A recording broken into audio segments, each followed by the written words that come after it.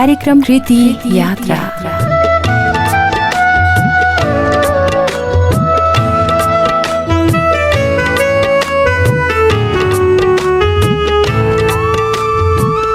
नमस्कार श्रोता मित्र, यहाँलाई हार्दिक स्वागत छ कार्यक्रम कृति यात्रामा। म हुँ उर्मिला र मलाई प्रविधिमा साथ दिँदै हुनुहुन्छ प्राविधिक मित्र सागर अधिकारीले। तपाईँ सुन्दै हुनुहुन्छ रेडियो हिमालयन 99.7 मेगाहर्जको प्रस्तुति कार्यक्रम कृति यात्रा आउने गर्दछ हरेक बिहिबार राति 9 बजेदेखि 10 बजेसम्म र पुनः प्रसारण शुक्रबार मध्याह 12 बजेदेखि 1 बजेसम्म।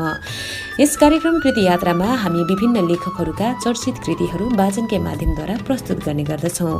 यसै क्रममा कार्यक्रमको दोस्रो कृति स्वरूप मैले नेपाली साहित्यका वरिष्ठ आख्यानकार तथा लीला लेखनका व्याख्याता कृष्ण धारावासीको मदन पुरस्कार प्राप्त उपन्यास राधाको वाचन प्रस्तुतिकरणलाई अघि बढाइरहेकी छु। पौराणिक कथामा आधारित यथार्थको धरातलबाट चित्रण गरिएको उपन्यास राधामा राधाले आत्मकथाका रूपमा प्रस्तुत गरेका विचार र अनुभवहरू समेटिएका छन् भने पुराणमा आधारित पात्र, घटना, परिवेश, भूगोल र समयकै वरिपरि भएर कथाले यात्रा गरेको छ। अर्थात् यस पुस्तकलाई राधा पुराण भनी सम्बोधन गर्दा पनि फरक नपर्ला। यसै उपन्यास राधाको वाचन प्रस्तुतिकरणलाई अघि बढाइरहने क्रममा गएको साता मैले उपन्यास राधाको 57 पृष्ठसम्म वाचन गरेर रोकेकी थिएँ र आजको श्रृङ्खलामा पनि पृष्ठ 57बाट नै वाचन सुरु गर्न अनुमति चाहन्छु। अब तो रट लागे लागे मोरे, अब तो रट लागे लागे मोरे, अब तो रट लागे। एकका एकको पिताजीको यो पदत्यागको घोषणाले सारा सभा तर्सियो। कसैले पनि त्यस्तो सम्भावनाको कल्पना गरेको थिएन।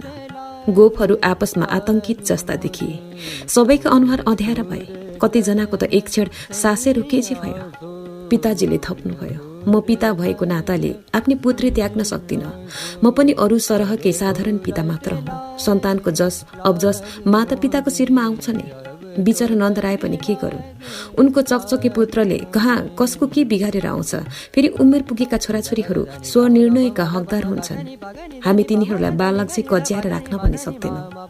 कृष्ण र राधाको मुद्दा भविष्यमा जे होला, तर हाललाई म यो पद यहाँहरूलाई समर्पण गर्दछु। यहाँहरू नयाँ प्रधानको छनौट गर्नुहोस्। म उसलाई सहर्ष स्वागत गर्दछु। सभाकक्षभित्र एकका एक हल्ला मचियो। पिताजीलाई मुखियाबाट अवकाश दिन कोही तयार भएन। धेरै बेर गल्फती चलिरह्यो। धेरै मानिसहरू ठुल्ठुलो स्वरमा बोल्दै थिए।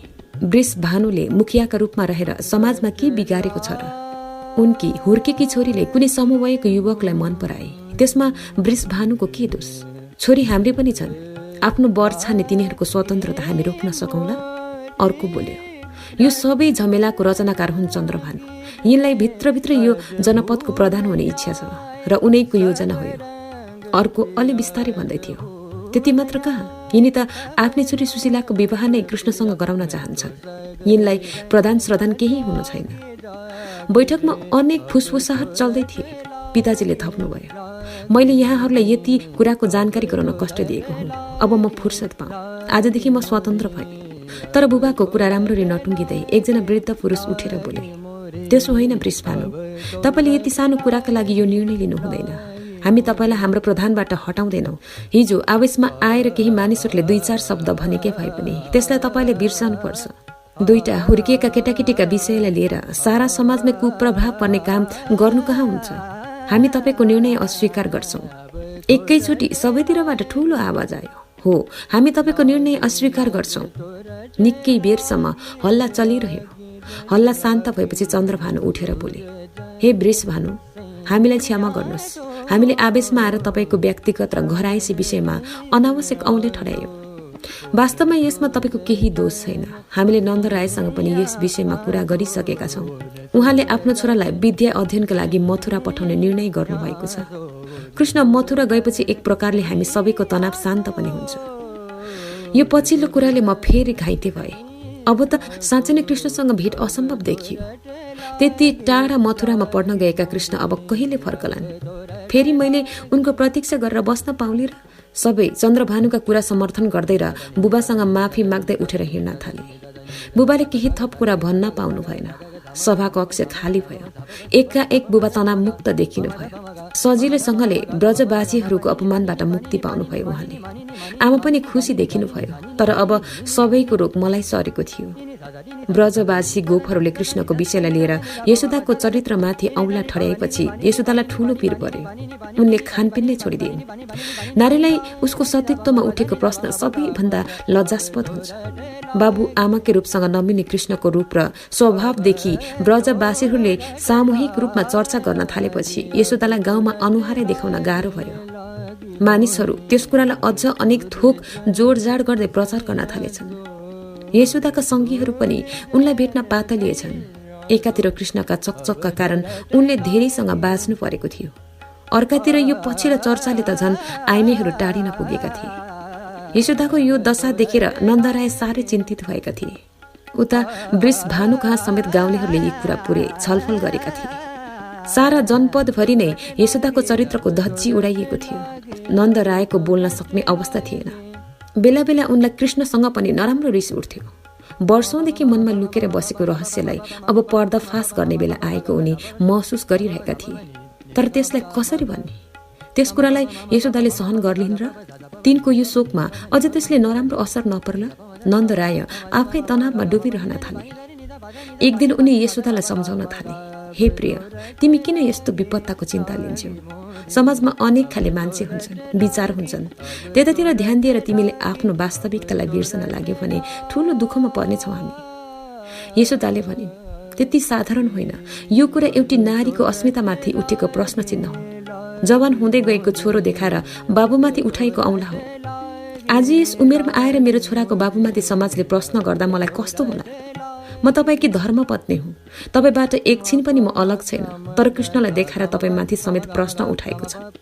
के म परपुरुष गामिनी हुँ त? के मैले अर्केको वीर्यदानद्वारा यिनको जन्म गराए होला? तिमीले कसले त्यस्तो भनेको छु मन्त्री? आफ्नै मनभित्र अनावश्यक विचारहरू आउन नदियो। मनभित्र गलत विचारहरू आउन थाल्यो भने त्यही नै रोग हो। आफूमाथि आफैले अविश्वास गरियो भने त जीवन नाश भएन? यस संसारिकतामा सबै कुरा छन्। तिनले हामीलाई स्पर्श गरिरहन्छन्, तर तिनको हावातिर बग्न थाल्यौं भने हामी निरुद्देश्य बन्नेछौँ।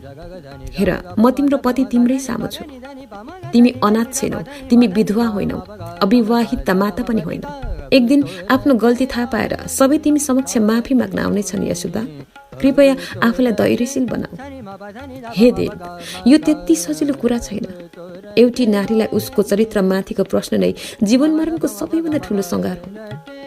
उनीहरूको शङ्का मिथ्या हो भने म कसलाई, कहाँ, कसरी यो कुरा साबित गरौँ कि? त्यस्तो कुराको कुनै साबित हुँदैन यशोदे। त्यसलाई त आफ्नै आत्मबल र सत्यताले जित्ने हो। कालक्रममा सबै चिज नासिँदै जान्छ। यी आरोप प्रत्यारोपहरू पनि कालान्तरले मिथ्या साबित गराउनेछ। इतिहासमा यी कुराहरूको कुनै महत्त्व हुने छैन या सत्यताले शिर उठाएको हुनेछ। तर अग्नि परीक्षा पनि एउटा धोबीको वचनलाई रामले खप्न सकेनन्। तपाईँ यात्रा गाउँलेको आरोप कसरी खपिरहनु भएको छ? म राम जस्तो महान मान्छे होइन यशोदा। म एउटा साधारण गोपाल हुँ। म जनता हुँ। मेरो सबै चिज सानो छ। मेरो प्रतिष्ठाले अयोध्यामा जस्तो प्रचार पाउँदैन। तिमी चिन्ता नगर। म राम जस्तो आत्मविश्वास नभएको र फोस्रो मर्यादाको अहम पालेको ठूलो मान्छे होइन। यशोदाले चुपचाप पतिको अनुहारमा एकोहोरो हेरिरहिन्। तिनलाई लाग्यो तिनका पति तिनीभन्दा ठूलो मानसिक तनावमा छन्। तिनका पतिको त झन् पौरुषमाथि नै प्रश्न उठेको थियो। आफ्नी पत्नी अर्काकी गर्भधारिणी हो भन्ने आरोप लागेको थियो। तिनी त्यसलाई कसरी सहन गरिरहेको होलान् भित्रभित्रै भन्ने सोचले यशोदालाई पतिप्रति अगाध माया जागेर आयो। तिनका आँखाबाट बर्र आँसु झरे। नन्दरायले भने, यशोदा, एक दिन तिमी यही प्रसङ्गको चर्चा गर्दै हाँस्ने पनि छौ। समयले हरेक धारको पाइन काट्छ। आजको छोरालाई अगाडि उभिएको देख्दा हिजोको प्रसव पीडा पनि साथै भइरहेको हुन्छ र?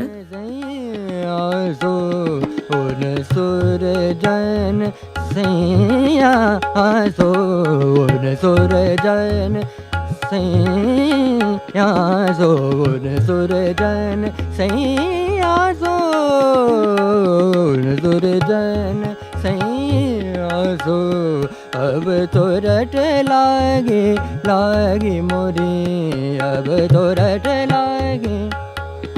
त्यही पीडा बिर्सिएर त छोरो लाठे भएको हो, होइन र? फेरि पनि यशोदा बोलिनन्। जुरुक्क उठेर भित्र पसे। नन्दराय गहिरो तनावमा बने। वास्तवमा यशोदाभित्र उठेको आँधी सामान्य थिएन। त्यो रातको त्यस कामले आज यो रूप लेला भन्ने त लागेकै थियो, तर त्यसलाई सार्वजनिक गर्न यति कठिन पर्ला भन्ने लागेको थिएन। कृष्णलाई हुर्काउन भएका कष्टहरू असाध्य थिए। भविष्य त अझ बाँकी नै थियो। हुर्किँदै गएको कृष्णमा पनि समाजले उठाएका यस्ता प्रश्नहरूले तनावमा नपर्ला भन्ने कुरै थिएन। नन्दजीलाई लाग्यो भविष्य बडो कहाली लाग्दो भएर आउने भयो। कृष्णलाई शिक्षा अध्ययनका लागि मथुरा पठाउने कुरा सुन्नेदेखि नै मलाई जीवन निरर्थक लाग्न थालेको थियो। खानाको रुचि अत्यधिक घट्यो, निद्रा हरायो, आँखा जति बेला पनि खुलेका खुलै हुन्छन्। मनमा अनेकौं नकारात्मक सोच र चिन्तनहरू मात्र आइरहन थाले। बाँच्नुको कुनै अर्थ नभएझै लाग्न थाल्यो। मेरो अवस्था देखेर मातापिता पनि ज्यादै चिन्तित हुनुभएको थियो। दिन प्रतिदिन मेरो स्वास्थ्यमा गिरावट आइरहेको थियो। एक दिन आमा मेरो छेउमा आएर बस्नुभयो, कपाल मुसारिरहनुभयो, केही बोल्नु भएन। मैले भने, आमा, मैले तपाईहरूलाई साह्रै दुःख दिएँ। तपाईहरूले मलाई जन्माए, हुर्काए, सारा सुख दिए पनि मैले भने जन्मेदेखि नै दुःखै मात्र दिइरहेँ। बुबाका सामु म पर्न सक्दिनँ। बुबाले मसँग साह्रै चित्त दुखाउनु भएको छ। मैले नै उहाँलाई त्यसो हुन बाध्य पारे। मलाई आफूमाथि नै धेरै दुःख लागेको छ। किन म आफूलाई सम्हाल्न सक्दिनँ? किन यो मन काबुमा रहँदैन? आमाले भन्नुभयो, छोरी, म तिम्रो अवस्था बुझ्छु। तिम्रो उमेरमा तिमीभित्र उत्पन्न हुने भावना पनि बुझ्छु।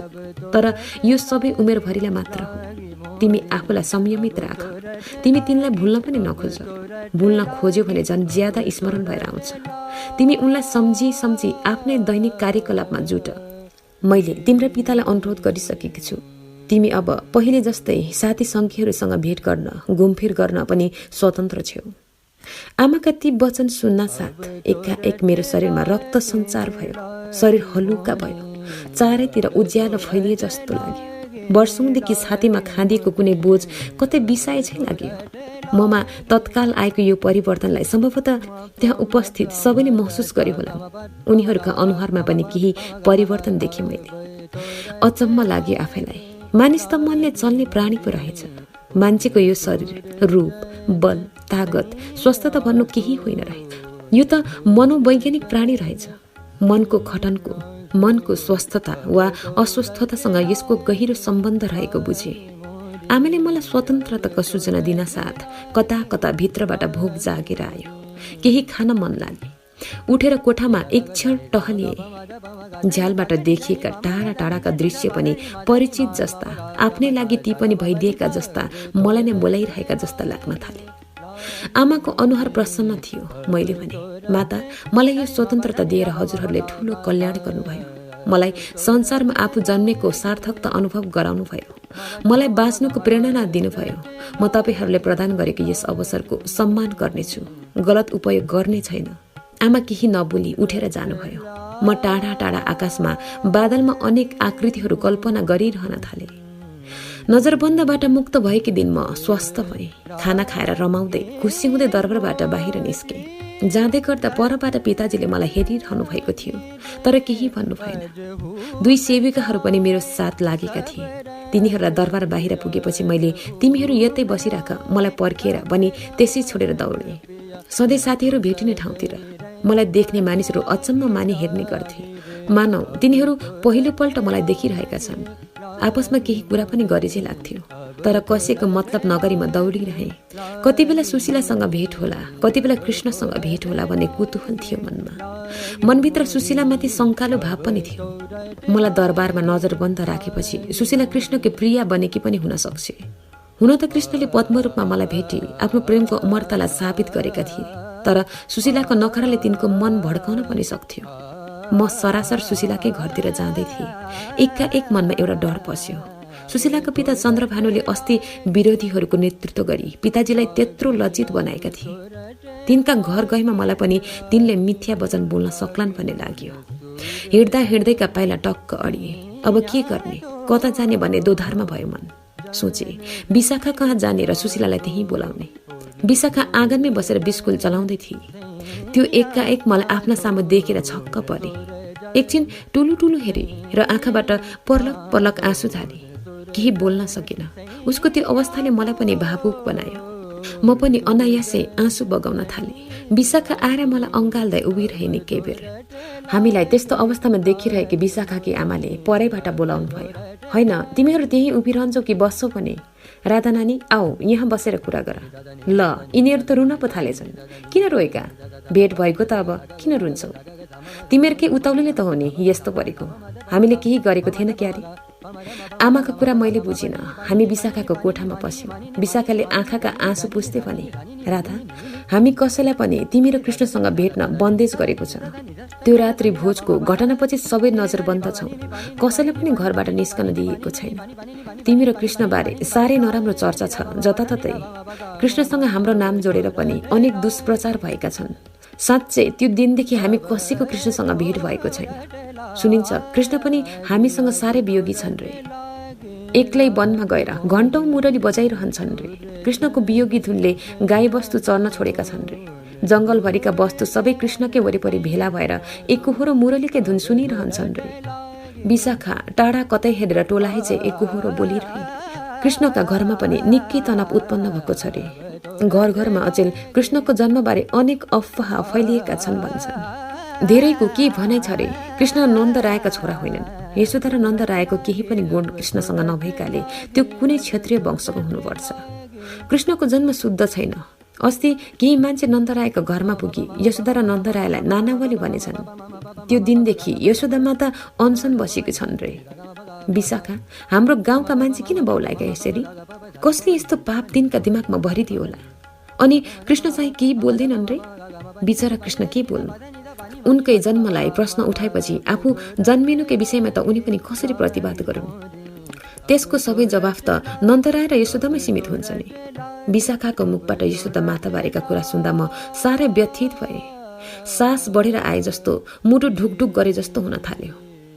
यत्रो दिनपछि एकाएक धेरै समाचार सुन्नु पर्दा कुन मुख्य हो र कुन साधारण छुट्याउने गाह्रो भयो। फेरि सबै सखीहरू आफ्नै घरमा बन्दी जस्ता भएका रहेछन्। सुशीलालाई भेट्न पनि सजिलो छैन जस्तो लाग्यो। विशाखा भन्दै थियो, नन्दरायको घर परिवारलाई सारा जनपदले बहिष्कार गरेको छ जबसम्म कृष्णका बारेमा उनीहरूलाई सन्तुष्ट गराइन्न। यशोदा र नन्दराय कहाँ कोही नजाने प्रचार छ। जान चाहनेहरू पनि डरले जाँदैनन्। नन्दरायको घर अचेल सुनसान हुन्छ रे। कृष्ण र बलराम पनि साह्रै चिन्तित छन् रे। अस्तिको दिन मात्रै सुने अब कृष्ण र बलरामलाई विद्या अध्ययनका लागि चाँडै मथुरा पठाइदैछ रे। विशाखाले भनेका सबै कुरा मैले सुनिरहेकी थिएँ। केवल यशोदा माताले भात पानी छोडेको कुरा मात्र मलाई नयाँ भयो। मनमा एक प्रकारको विद्रोही भावना पनि उठ्न थाल्यो। गाउँलेलाई के मतलब? कसले के गर्छ? कसले के? म जोसँग प्रेम गरौँ कि विवाह गरौँ त्यो मेरो रुचि इच्छाको कुरा हो। आफ्नो हित अहित सोच्ने मेरो आफ्नै काम हो। दुःख पाए पनि सुख पाए पनि संसारमा त्यसको बाँडफाँड कसले गर्ने गरेको छ? सुखमा सबैले अधिकार जमाउन खोजे पनि दुःखमा कसले साथ दिन्छ? मानिस आफ्नो जीवनबारे निर्णय गर्न पूर्ण रूपले स्वतन्त्र हुनुपर्छ। मैले विशाखालाई भने, विशाखा, के हामी सुशीलासँग भेट गर्न सक्दैनौँ? उसले भने, तिमी यहीँ बसिराख, म त्यसलाई लिएर आउँछु। म विशाखाकै कोठामा बसिरहेकी थिएँ। आमा पस्नुभयो। मलाई निकै बेर हेरेर उहाँले भन्नुभयो, तिमीहरू बौलाईलाई के भएको यस्तो? कहीँ एउटा केटासँग गाउँभरिका केटी झुत्तिनुहुन्छ? लाज नभएका संसारमा अरू केटी नभए जस्तो। हेर अनुहार, गाउँभरिका सबै केटीको हालत एउटै होइन। तिमीहरूले एकैचोटि के खायौ? त्यसै त त्यस्तो नहुनु पर्ने। लाज, डर, ग्लानी सबैले छोप्यो मलाई। आमा छेउमा बसेर मेरो टाउको सुमसुम्याउँदै बोल्नुभयो, छोरी राधा, तिमीहरूको अहिलेको यो किशोरी वयमा प्राय सबैले यस्तै हुन्छ। तर यसलाई बुद्धिको पनि साथ चाहिन्छ।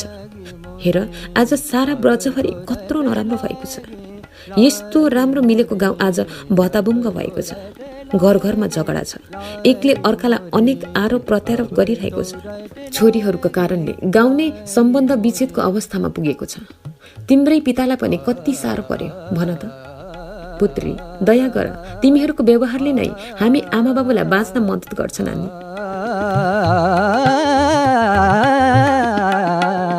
अब तो रट लागे अब तो रट लागे तिमीहरूले गति छाडे हामीले समाजमा कसरी मुख देखाउनु? म बोल्नै सकिन। दिमागमा कुनै कुरा व्यवस्थित थिएन। सारा संसार बिरानो भइसकेछ। अब रमाइला दिनहरू सधैँलाई सकिएछन् जस्तो लाग्यो। मैले भने, आमा, हामीले के नै नराम्रो गर्यौँ र? तपाईहरूले हामीलाई सानैदेखि धेरै माया दिनुभयो, स्वतन्त्रता दिनुभयो, पुरुष र स्त्रीको भेद देखाउनु भएन, केटा र केटी मित्रता गर्न हुन्न भन्नु भएन। हामीले त कृष्णसँग पनि केटीसँगै जस्तो मित्रता गरेका थियौँ। तिनीसँग हाम्रो कुनै अनैतिक सम्बन्ध छैन। तिनले हामीलाई कुनै गलत प्रयोग गरेका पनि छैनन्। एकका एक हाम्रो गाउँलाई के दशा लाग्यो आमा? यस्ता बेकामी कुरामा आमा बाबुहरू किन भगिए?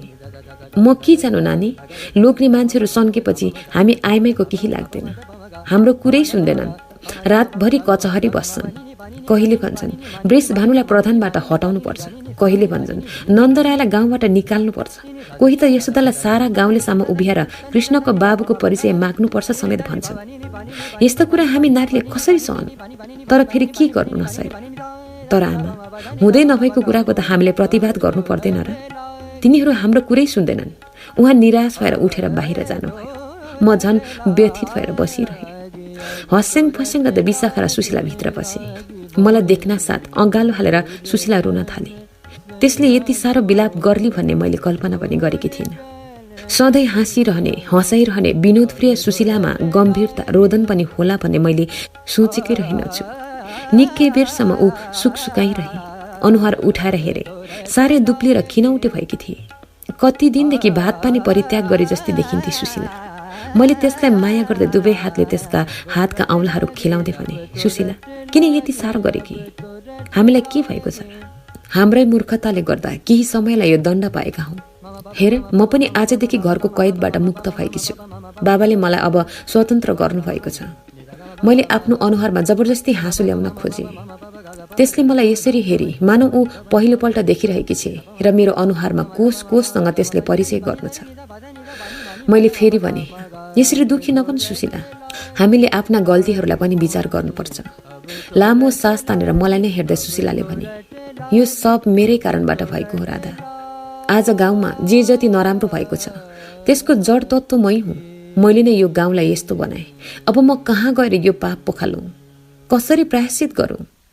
मैले बुझिनँ सुशीलाको कुरा। गाउँमा भइरहेको यस्तो वातावरणको जिम्मेदार ऊ कसरी हो? उसले के गर्न सक्थे र? तैपनि सोधे, कसरी यो सबैको जिम्मेदार त भई सुशीला? तैँले के गरेकी छेस् र? राधा, मलाई माफ गर्छ कि म पापिनी हुँ, म स्वार्थी र अन्धी हुँ। मैले आफ्नो मात्र हित चिताउँदा आज सारा गाउँको अहित भएको छ। ऊ फेरि रुन थाली। निकै बेर केही बोलिन।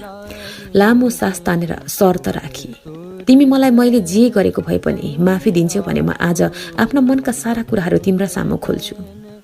भन सुशीला, तैँले जे नै गरेको भए पनि त्यसमा म चित्त दुखाउँदिन र तँलाई आफ्नी प्रिय सखीबाट खसाउँदिन। भन, आज आफ्ना मनका सबै कुरा खोल। मन हलुको हुन्छ भन्न सकियो भने।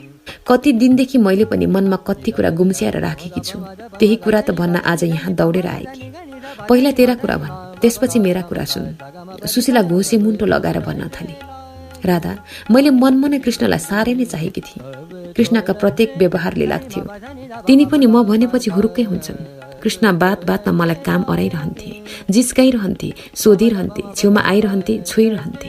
मलाई कृष्ण मेरै हुन् र मेरो मात्र हुन् भन्ने लाग्थ्यो। उनले कतिपल्ट एकान्तमा मलाई भेटेर मेरो रूप र बानी व्यवहारको प्रशंसा पनि गरेका थिए। मेरो चञ्चलता, वाक्पटुता, विनोद प्रियताले उनलाई आकर्षित गर्थ्यो। भन्थे, तिमीमा यस्तो विलक्षणता कसरी आयो होला? मलाई पनि मेरा सबै साथीहरूमध्ये म विशिष्ट हुँ जस्तो लाग्थ्यो। ममा विशेष गुण छन् जसका माध्यमले म अरूलाई आफूतिर तान्न सक्छु। घर परिवारमा पनि मैले यस्ता प्रशंसाहरू सुनिरहनु पर्थ्यो। सब रंग पिया मैं तो सगरी रहना जागी जागी रे, अब तो रट लागे लागी मोरी, अब तो रट लागे लागी मोरी, अब तो रट लागे। मेरी सबैभन्दा घनिष्ठ साथी भए पनि तिमीमा रहेको सादगीपना, लज्जालो स्वभाव, आफूलाई त्यति प्रकाशित गर्न नचाहने बानी, कुनै कुरामा पनि तुरुन्त प्रस्तुत नहुने, कम बोल्ने, खिलखिलाएर नहाँस्ने, अलग ढलक भइरहने आदि तिम्रा स्वभावको अघि म कहाँ कहाँ टाढा थिए। तिम्रा यी सबै बानीहरू एउटी शील स्वभावयुक्त नारीमा हुने गहना रहेछन्। तर ममा पुरुषमा हुने जस्ता स्वभावहरू धेरै रहेछन्। मलाई केटाहरूसँग घुलमेल हुन, जिस्किन पनि कुनै सङ्कोच नहुने। तिमी हेरिरहन्थ्यौ म कृष्णसँग लाडिएर टाँसिन पुग्थेँ, तर मलाई थाहा थिएन कृष्ण र तिम्रो आन्तरिक सम्बन्धको गहिराई। लाग्थ्यो कृष्ण तिमीलाई मेरी सहेलीका रूपमा हेर्छन् र जिस्क्याउँछन्। म पनि तिमीलाई जिस्क्याएर भनिदिन्थे, जाऊ न तिमी आफ्ना कृष्णसँग, किन लजाएकी? तिमी झन् लजाउँथ्यौ। तिम्रो मनका कुराहरू मैले कहिले बुझ्न सकिनँ राधा। कृष्ण त झन् रहस्यमय रहेछन्। तिनी त मलाई होइन, तिमीलाई पो प्राण प्राणले माया गर्दा रहेछन्। भित्रभित्र तिमीहरूको त्यत्रो माया बसेको रहेछ, तर त्यसलाई तिमीहरूले पनि प्रकाश पारेन। मैले पनि बुझ्ने कोसिस गरिनँ। म मेरा खुसीका लागि कृष्णको चर्चा गर्थे, तिमी भक्तिनी जे आँखा चिम्लेर सुन्थ्यौ। राधा, हामीमा ठूलो अव्यक्तताको खाडल रहेछ। कति लामो भूमिका बाँधेकी यसले जस्तो लागिरह्यो मनमा। मलाई वास्तविक कुराको चुरो चाहिएको थियो, तर ऊ मानौ कुनै आत्मपरक काव्य नै भन्न लागेकी छ। तर ध्यानपूर्वक म र विशाखा उसका कुरा सुन्न मग्न भयो। कृष्णले यमुना नदीको किनारमा हाम्रा लुगा लुकाउँदा पनि सर्वप्रथम निर्वस्त्र भएर मै कृष्णका सामु उपस्थित भएकी थिएँ। त्यो दिन पनि मलाई त्यति लाज लागेको थिएन, किनभने मेरो यो रूपको हकदार पुरुष भनेका तिनै हुन् भन्ने मेरो सोचाइ थियो र मेरै लागि उनी त्यसरी जिस्केका हुन् भन्ने ठान्थे। तिमी त कृष्ण नहिँडेसम्म पानीबाट पाखा आउँदा पनि आएन। बरु कृष्णले तिम्रो मात्र लुगा समातेर पानीबाट ननिस्के लुगै दिन्न भनेर कति बेरसम्म अड्डी लिँदा पनि पानीमै डुबेर केही नबोली रोइरह्यो। अन्त्यमा हार खाएका कृष्ण तिम्रा लुगा मेरो हातमा राखिदिएर कस्तो कस्तो अपराधी जस्तो अनुहार बनाई बाटो लागे। अहिले पनि म सम्झन्छु कृष्णको त्यो अनुहार। मलाई लाग्छ त्यो दिन कृष्णलाई साह्रै आत्मग्लानि भएको थियो। तिनलाई आफ्नो कृत्यप्रति नराम्रो लागेको थियो। असहाय युवतीमाथि बलात्कार गरेको पश्चाताप जस्तो थियो तिनलाई। मैले सम्झेँ वास्तवमा कृष्णले गरेको त्यो बदमाशी साह्रै घटिया स्तरको थियो। सम्पूर्ण यौनाङ्ग विकसित भइसकेका किशोरीहरूलाई त्यस्तो सङ्कटमा पार्नु नहुने तिनले। हुन त हामीले पनि ज्यादती नै गरेका हौँ। मध्य दिनमा नदीमा निर्वस्त्र नुहाउनु त्योभन्दा लज्जाहीन त के हुन्थ्यो? तर हामीले गल्ती नै गरेको भए पनि तिनले एकछिन अल्मल्याए पनि निर्वस्त्र नदीबाट पाखा निस्कन बाध्य चाहिँ पार्न नहुने। म त बरु त्यही डुबेर मर्थे होला। सुशीलाहरू जस्तो पाखा निस्कन सक्ने नै थिएन।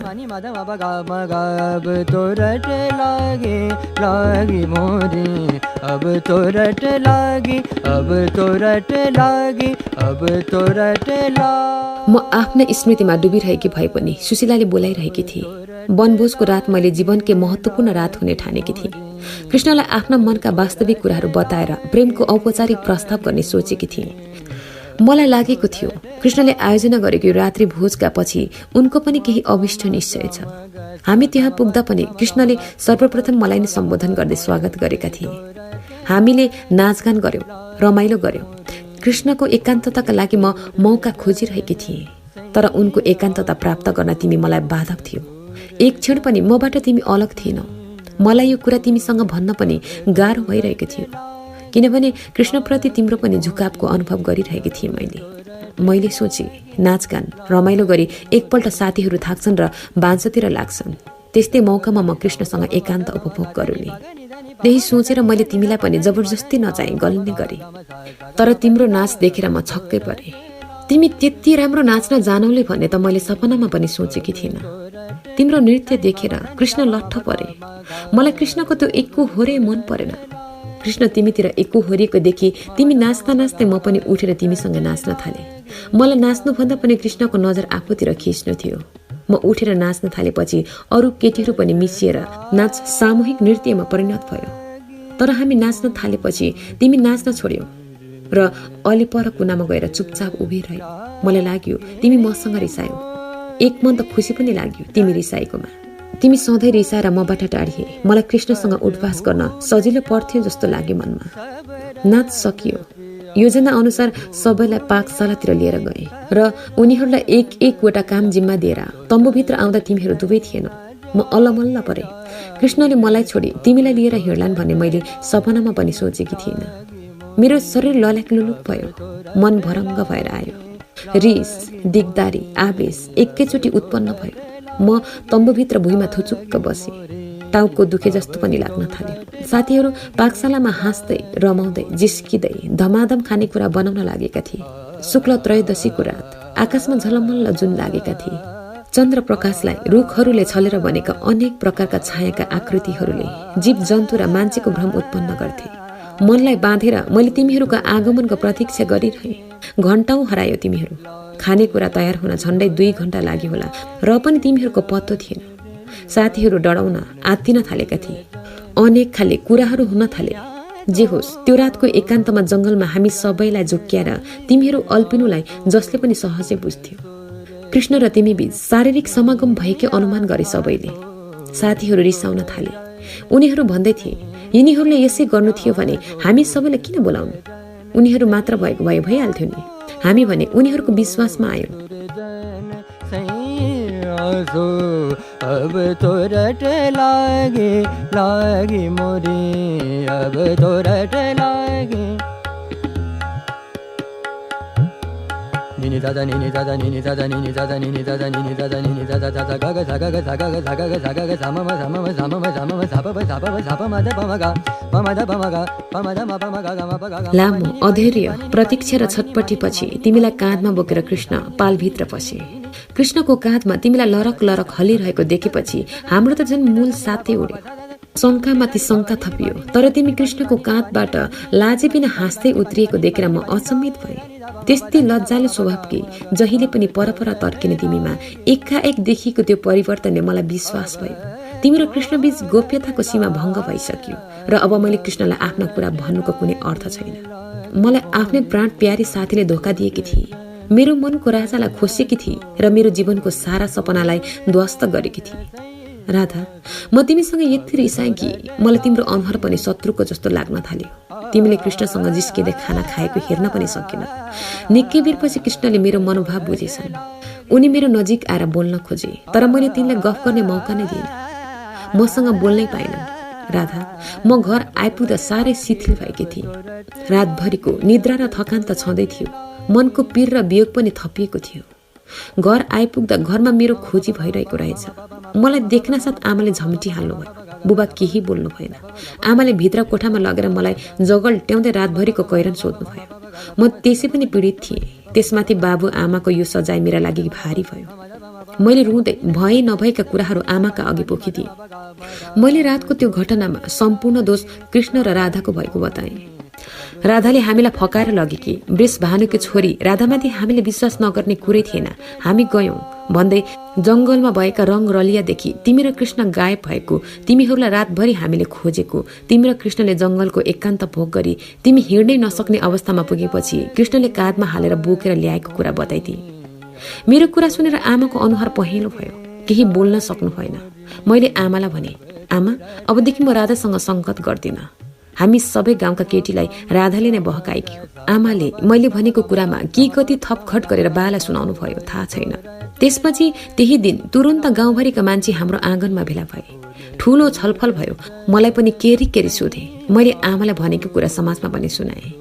मानिसहरू तिमी र कृष्णसँग साह्रै रिसाए। उनीहरू जङ्गिए। वृष भानु र नन्दराय हाम्रा मान्यवर हुन्, सामन्त हुन् भन्दैमा तिनका सन्तानले हाम्रा सन्तानलाई यस्तो कुबाटो हिँडाउन मिल्दैन।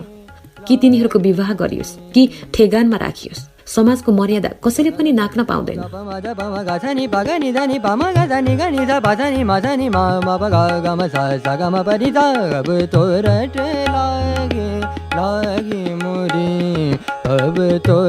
हुन त मैले रिसको जोकमा थपथाप गरेर भनिदिएँ, तर त्यसको प्रभाव यति भयङ्कर होला भन्ने कल्पना गरेकी थिएन।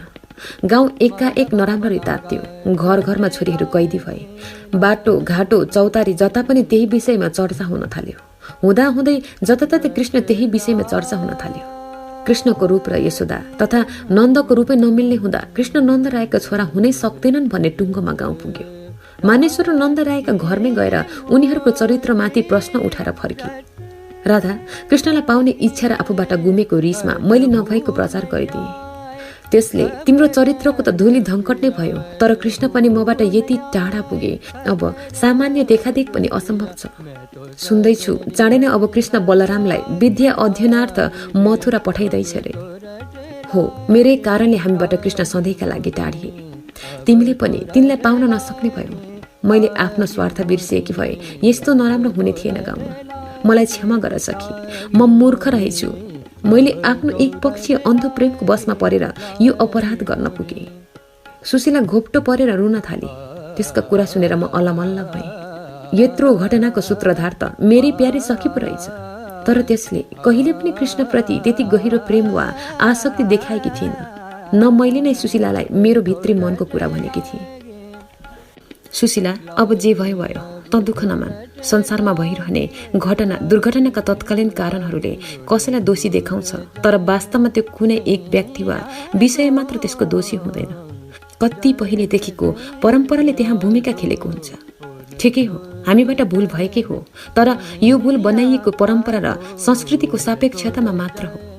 हाम्रो सामाजिक मान्यताले स्त्री र पुरुष बीचको सम्बन्धलाई विवाहपूर्ण कठोर अनुशासनमा राखेको हुनाले नै यस्तो भएको। यदि युवा युवतीहरू बीच यस्ता पुरातन अनुशासन थिएनन् भने आज हामीले यो अवस्था भोग्नु पर्ने थिएन। तैँले भूल भएको सम्झे पनि त्यो यथार्थमा भूल थिएन। त्यसो भए तिमीले मलाई क्षमा गर्यौ त राधा? सुशीलाले टाउको उठाएर भिजेका आँखासँगै मलाई हेर्दै सोधी। मैले भने, तिम्रो अपराध के थियो र? तिमी समवयकी सखियौ। मलाई एउटा सुन्दर युवकप्रति रुचि बढिरहँदा त्यही भाग तिमीमा नआउने कुरा असम्भव थियो। तिमीले कृष्णलाई मन पराउनु, चाह गर्नु, तिनीसँग घुलमिल हुन खोज्नु स्वाभाविक हो। त्यो रात कृष्ण र मेरो एकान्तता असामाजिक पनि हो। हामीले तिमीहरूलाई छाडेर त्यसरी अल्पिनु नहुने। जानी नजानी भावुकतावश केही अमर्यादित कामहरू भए, जसको परिणाम हो यो वर्तमान। तर अब हामीले यस अवस्थाबाट हाम्रो समाजलाई मुक्त गर्नुपर्छ। बन त मैले ज्ञानी जस्तो भएर भने, सुशीलालाई सम्झाए पनि, तर म भित्र त्यत्रो ठुलो आत्मबल थिएन। म आफ्नै घरमा नजरबन्द भएर आजै मात्र मुक्त भएकी थिएँ। मन धेरै कमलो छ, अनियन्त्रित पनि। मलाई आफैलाई काबुमा राख्न कठिन भएको थियो। मैले सोधेँ, अनि अचेल कृष्ण कहाँ छन्, के गर्छन् त?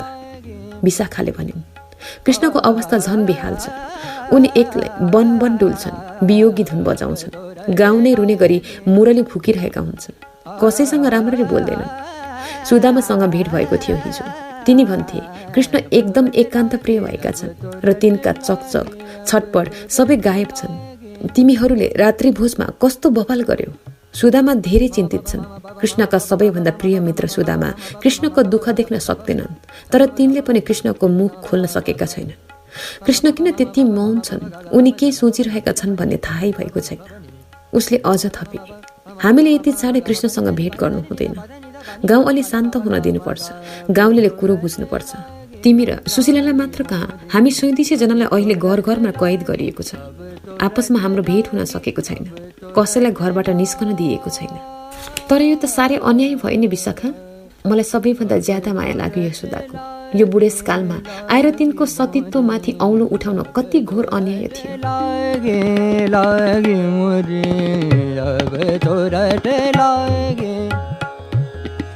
म प म ग म ग स ग म प प म ग म ग ग म प प म ग म ग अब तोरटे लागे मोरी उन सुर जन सैया सोन सुर जन सैया सो अब तोरटे लागे मोरी अब तोरटे लागे मोरी।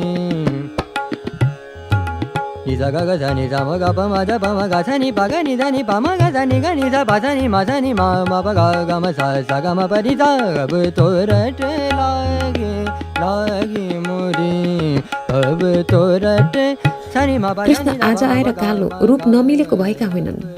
जन्मदै तिनी त्यस्तै थिए। यी शङ्काहरू त्यसै बेला जाहेर हुनुपर्ने।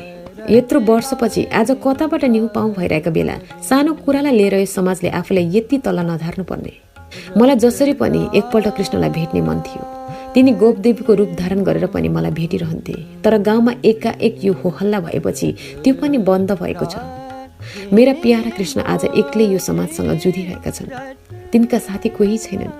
उनी यस्तो नराम्रो प्रसङ्गले थिचिएका छन् जसका बारेमा कुरै गर्नु पनि लाज मर्दछ। उनी स्वयं केटीहरूसँग अनैतिक सम्बन्धले आलोचित छन् र त्यो आलोचना उनकै माथासम्म तन्किँदै उनको जन्ममाथि नै प्रश्न चिन्ह बनेको छ। मैले अनेक जुक्ति गर्दा पनि कृष्णसँग भेट गर्न सकिनँ। आखिर त्यही घटनाले कृष्णसँग हाम्रो दीर्घ वियोगको कारण बन्यो। नन्दरायले गाउँको दबाब खप्न नसकी आफ्ना प्यारा छोराहरूलाई गाउँबाट टाढा राख्ने निधो गरेछ। कृष्ण र बलराम मथुरा जाने भन्ने कुरा सारा ब्रजभर नै व्याप्त भयो। धेरै बाबुआमाले आफ्नो शिरबाट ठूलो बोझ हटे चाहिँ अनुभव गरे। तर हामी छोराछोरीहरूको मनमा भने वियोगको डरलाग्दो कालो छाया प्रवेश गर्यो। जता पनि कृष्ण कृष्ण देख्थ्यौँ हामी। तिनको अनुपस्थिति हामीलाई खल्लो थियो। हामी कसैले आँट गर्न नसकेको काम तिनी एक्लै कति सजिलै गरिदिन्थे। तर विद्या अध्ययन गर्न जाने कुरालाई हामीले नराम्रो मान्नु हुने पनि थिएन। बुद्धिले जति नै तर्कपूर्ण र व्यावहारिक कुरा सोचे पनि मन बुद्धिको नियन्त्रणमा नहुँदो रहेछ। भित्र कहाँ चिसो भएर आउँछ, संसार विरक्त लागेर आउँछ। अब यसदेखि उता बाँच्नुको औचित्य समाप्त भए चाहिँ लागेर आउँछ।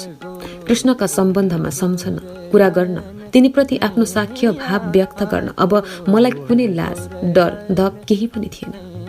मैले एक दिन खुलेर भनिदिएँ आमालाई, आमा हजुर, यो भन्न अब मलाई कुनै शरम छैन। म कृष्णकै प्रिय हुँ। तिनी बाहेक मेरो अब जीवनमा अरू कोही आउन सक्दैन। कृष्ण जो हुन्, जस्ता हुन्, जहाँ जाउन्, तर म तिनी बाहेक अरू कसैको प्रतीक्षा गर्दिन।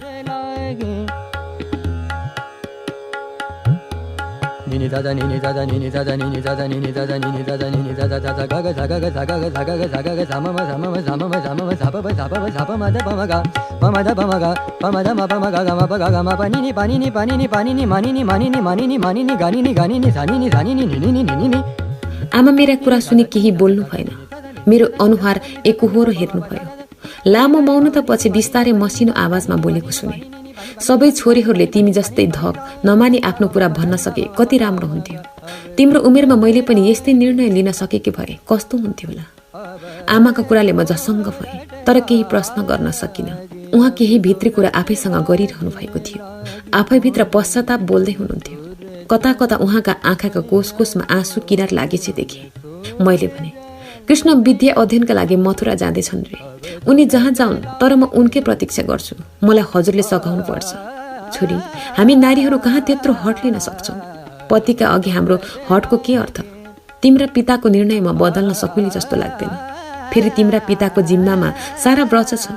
उहाँ आफ्नो खुसीले जे पनि निर्णय गर्न सक्नुहुन्न। हाम्रो घरभित्रको जीवन पनि निजी छैन। हाम्रा एक एक पारिवारिक घटना र विषयहरू ब्रजवासीको प्रतिष्ठासँग जोडिएको हुन्छ। अन्त्यसम्म म तिमीलाई मद्दत गर्न सकुली जस्तो लाग्दैन बाबा। उहाँ जुरुक्क उठेर हिँड्नुभयो। मैले आज आमामा अनौठो द्वन्द्व देखेँ। उहाँले आफ्नो कुनै पुरानो अतीतलाई नजिकबाट स्मरण गर्नुभए चाहिँ लाग्यो।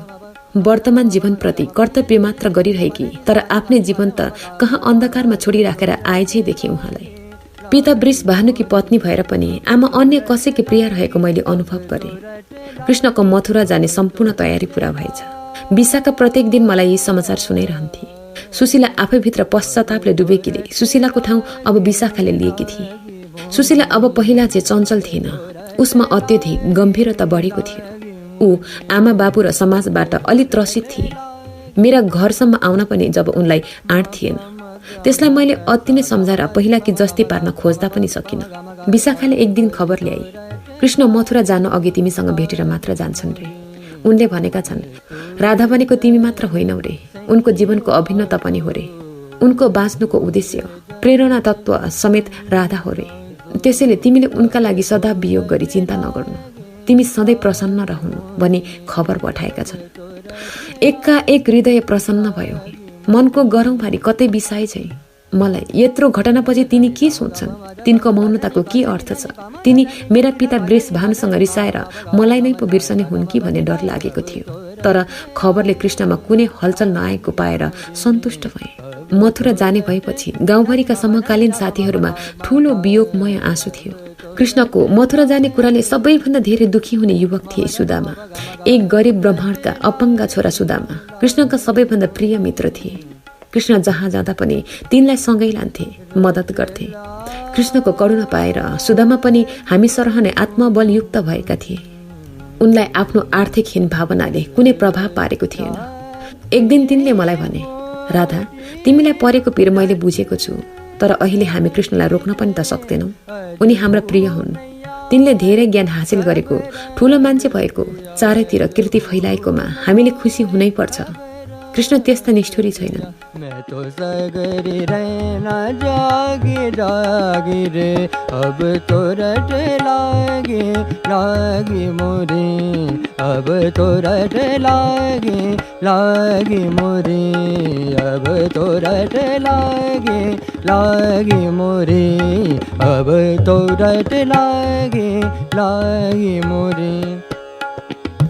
मैले भने, कृष्णको सफलताका लागि हामीले जन्म जन्मान्तर पर्खन सक्नुपर्छ।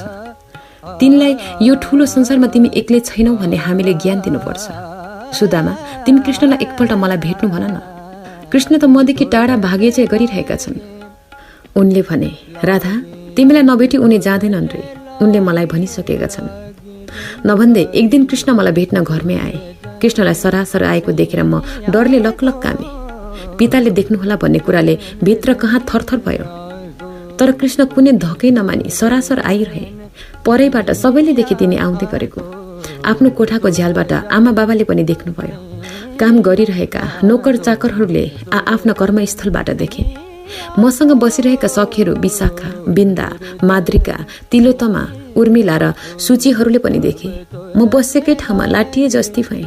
मलाई आफ्नो अवस्थिति नै विस्मृत हुँदै गएछ लाग्यो। लाज, डर, पीडा र खुसी सबै एकैसाथ थिए। कृष्ण मेरा घरमा निर्धक्क आउँदै थिए। कति महान कुरा! तिनी मेरा प्रेमीका रूपमा मेरै घरमा आमा बाबुका सामु थिए। कति लाज लाग्दो कुरा, कति डरलाग्दो पनि। ती यत्रो लामो कालान्तरपछि आज मलाई भेट्न आउँदै थिए। कत्रो खुसीको कुरा! र तिनी अब ब्रजलाई अन्तिम नमस्कार गरी लामो समयका लागि मथुरा जाँदै थिए। कति पीडादायी वियोगको संहार पनि। तर जे भए पनि तिनी मेरा सामु थिए, मेरै अगाडि। चन्द्रमा जस्तो उज्यालो थियो तिनको अनुहार, आँखामा अनौठो ज्योति। तिनी अलिकति पनि चिन्तित थिएनन्। एक रति घटेका पनि रहेनछन्। हातमा मुरली छँदै थियो। कपालमा मयूरको प्वाख धारण गरेका, सिकुटे, अग्ला, अनार्जे मिलेका दान, लामा लामा औला, चौडा निधार, कानमा कुण्डल झुन्डिएका। मुसु मुसु हाँस्दै मेरा अघि उभिएका तिनलाई देखेर म लाटिएछु।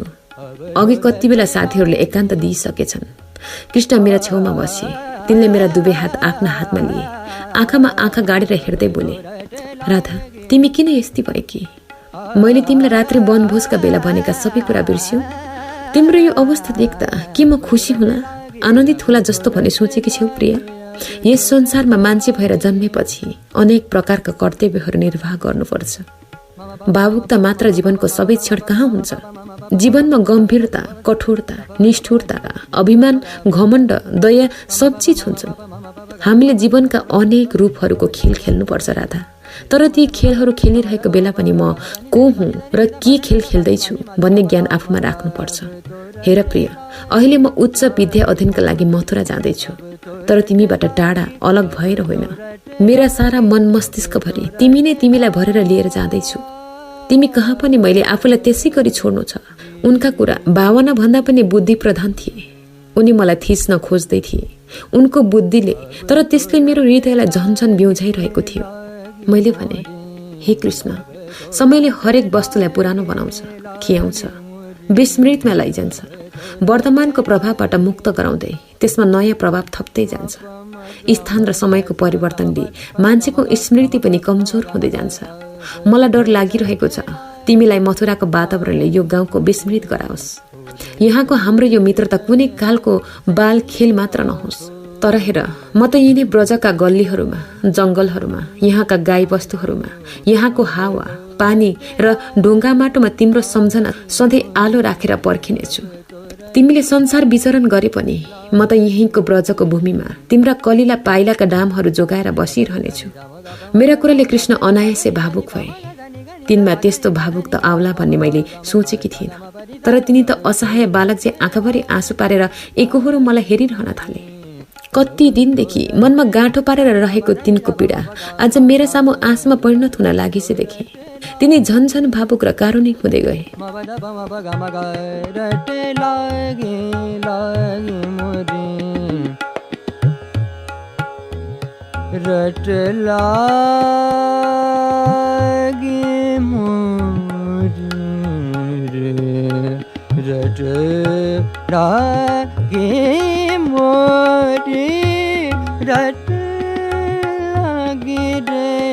अज हू नयाय सब रंग पियाज हू नयाय सब रंग। तिनका आँखाका डिलमा बेला भएका मोतीका दाना जस्ता आँसुहरू पर्लक पर्लक गर्दै झर्दै गालाबाट छातीतिर पुग्दै बिलाउन थाले। कृष्णको आँसुले मलाई झन नराम्रो गरी थिच्यो। तिनी एकहोरो मेरो अनुहार हेरिरहेका थिए। मैले भने, हे प्यारा, तिमी किन यसरी बिलाप गर्छौ? म त तिमीलाई पर्खिबस्नेछु युग युगान्तर। म एक्लै छैन। तिमी बिनाको म हुनु नै असम्भव छ। तिमी जहाँ पुग म तिम्रो स्मृतिमा ताजा बनिरहन पाऊ। तिम्रो जीवन यात्राको प्रेरणाकी स्रोत हुन सकूं। कुनै दिन तिम्रो फुर्सद भए, जीवनमा साथीको आवश्यकता परे तिमीले मलाई ग्रहण गर्नु। नरौ प्रिय, यी आँसुहरू भविष्यमा मेरो स्मृतिका लागि जोगाएर सँगै लिएर जाऊ। तिनले निकै बेरपछि आँसु पुछे। गला सफा गरेर भने, राधा, मलाई मानिसले चिन्न सकेनन्। म एउटा सफा मन भएको असल मान्छे थिएँ। मेरा लागि सम्पूर्ण ब्रजवासी आमा बाबु र साथीभाइ थिए।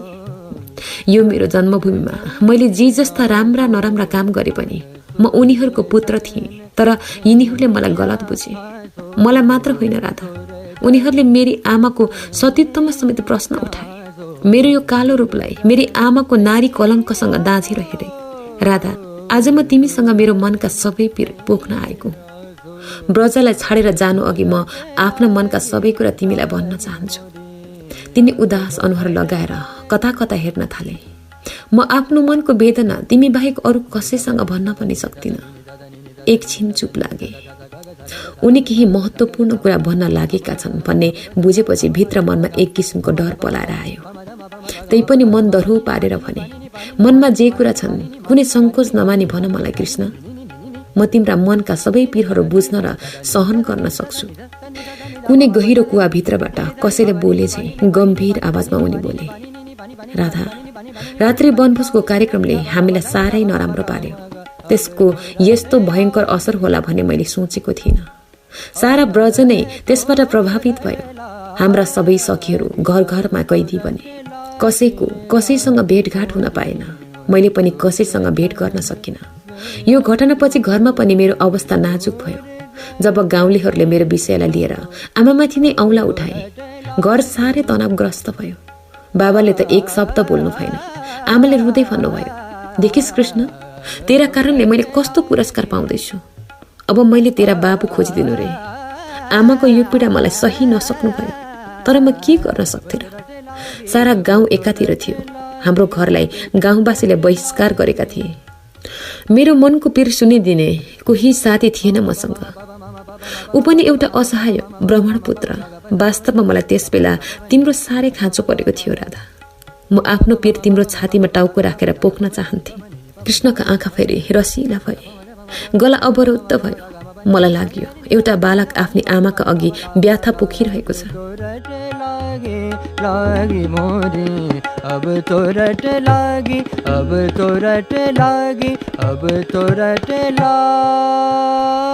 कृष्णलाई मेरो सहाराको खाँचो देखे।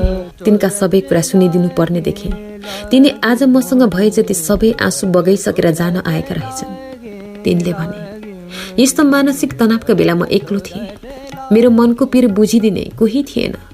घरमा पनि मेरो कृत्यले विरक्त भएको परिस्थिति थियो। दादा बलराम बेला बेला भन्थे, तिम्रो ढिपीले त हो नि, हामीलाई पनि बस्न दिएनौ।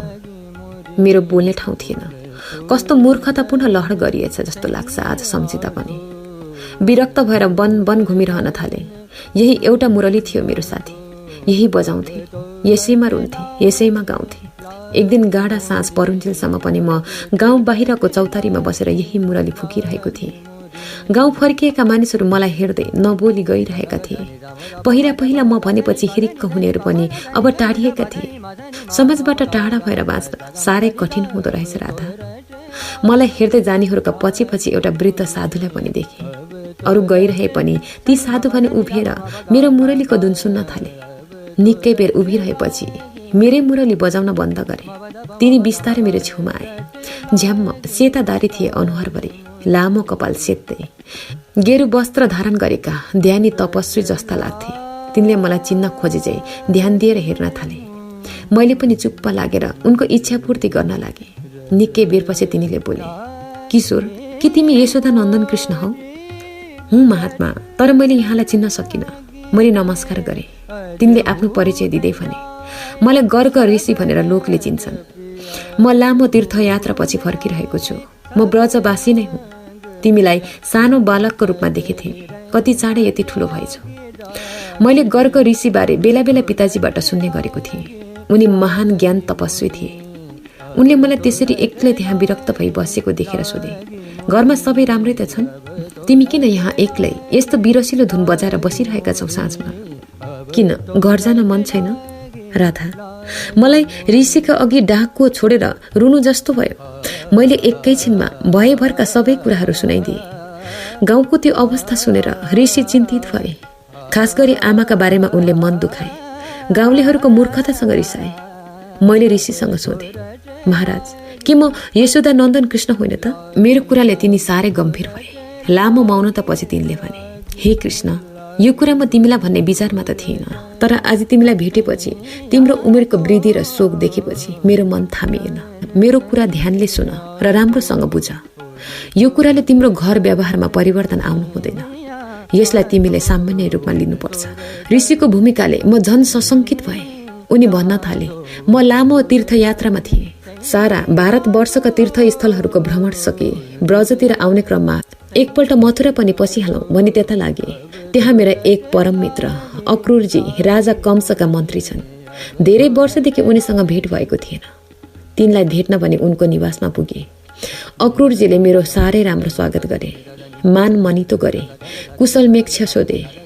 उनको ब्रजका विषयमा पनि सोधे, तर म धेरै कालदेखि ब्रजबाट टाढा रहेकाले यहाँको विषयमा बताउन सकिनँ। राति धेरै घडीसम्म कुरा हुँदै जाँदा अक्रूरजीले एउटा बडो रहस्यमय कुरा बताए।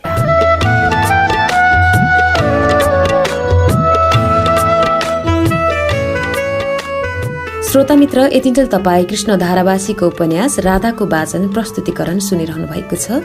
यसै सिलसिलामा अब भने कार्यक्रमको निर्धारित समय पनि सकिने लागेको हुनाले मैले कार्यक्रमबाट बिदा माग्ने पर्ने हुन्छ।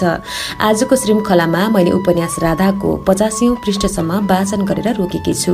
बाँकी श्रृङ्खलालाई निरन्तरता दिन आगामी साता बिहिबार राति 9 बजे उपस्थित हुने बाचासँगै आजको यस बसाइबाट बिदा हुन चाहन्छु। कार्यक्रमलाई सुनेर यतिन्जेलसम्म साथ दिनुभएकोमा सम्पूर्ण श्रोता मित्रमा विशेष धन्यवाद व्यक्त गर्न चाहन्छु।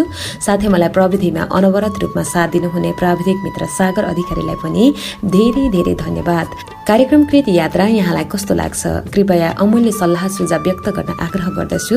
त्यसको लागि यहाँले पत्रचार गर्न सक्नुहुनेछ। पत्रचार गर्ने हाम्रो ठेगाना कार्यक्रम कृति यात्रा, रेडियो हिमालयन 99.7 मेगाहर्ज, सूर्य विनायक 8 जगती भक्तपुर। त्यसै गरी तपाईँले इमेल पनि गर्न सक्नुहुनेछ। इमेल गर्नका लागि कृतियात्रा03@gmail.com।